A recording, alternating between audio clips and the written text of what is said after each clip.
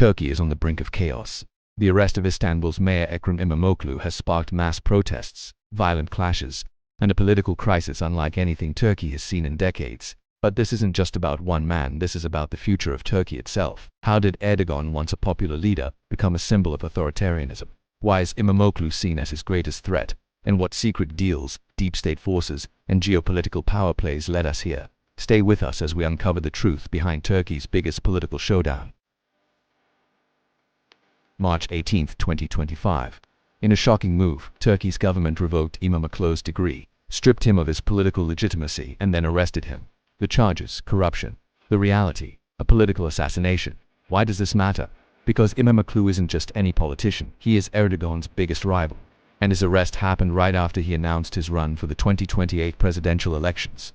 And if history has taught us anything about Erdogan, he doesn't leave his enemies standing. But this isn't just about an election. This is about power, survival, and Turkey's future.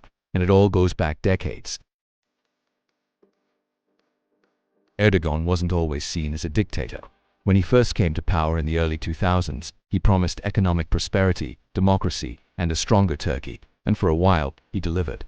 But over the years, his grip on power tightened. In 2013 Gezi Park protests, thousands were arrested and crushed by force. In 2016 coup attempt, Erdogan seized full control, arrested 100,000 plus opponents. In 2017, in a shocking move, Erdogan changes the constitution, making himself the most powerful leader ever in Turkish history. And then came İmamoğlu.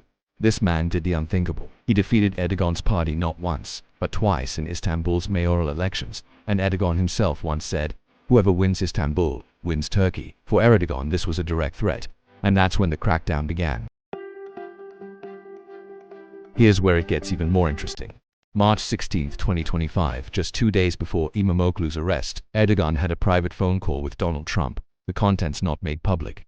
But according to Turkish sources, Trump expressed strong support for Erdogan's policies, and a few days later İmamoğlu was arrested. Is it a coincidence, or part of a bigger game? At the heart of this hidden power structure is the Nationalist Movement Party, MHP, a far-right ultranationalist party that has been pulling Turkey's political strings for years. The MHP is known for its ties to military elites, intelligence networks, and shadowy paramilitary groups. They have a history of eliminating political opponents either through legal means or more extreme measures. Their armed wing, the Grey Wolves, has been involved in assassinations, coups, and organized crime. Since 2017, they have been one of Erdogan's most critical allies. To understand what's happening in Turkey, you need to know about two opposing forces. First is Erdogan's AKP, which is Islamist, conservative, and pro-Erdogan. Second is İmamoğlu's CHP, which is secular, Kemalist, and anti-Erdogan. For decades, Erdogan's Islamic rule weakened Turkey's secular traditions. But recently, Kemalism is making a comeback and İmamoğlu is their strongest leader. So what does Erdogan do? Eliminate him. And now, Turkey faces two possible futures. If Erdogan wins in this scenario, Erdogan successfully crushes the protests, ensuring that the demonstrations do not spiral into a nationwide uprising.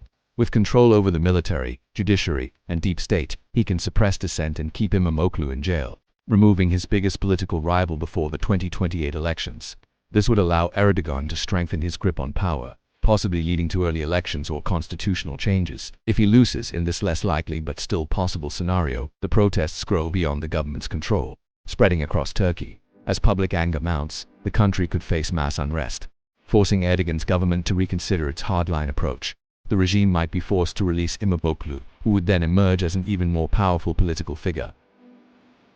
Turkey stands at a crossroads: democracy or dictatorship, Erdoganism or Kemalism. The next few months will decide everything. What do you think? Can Erdogan hold on to power? Or is this the beginning of the end? Let us know in the comments.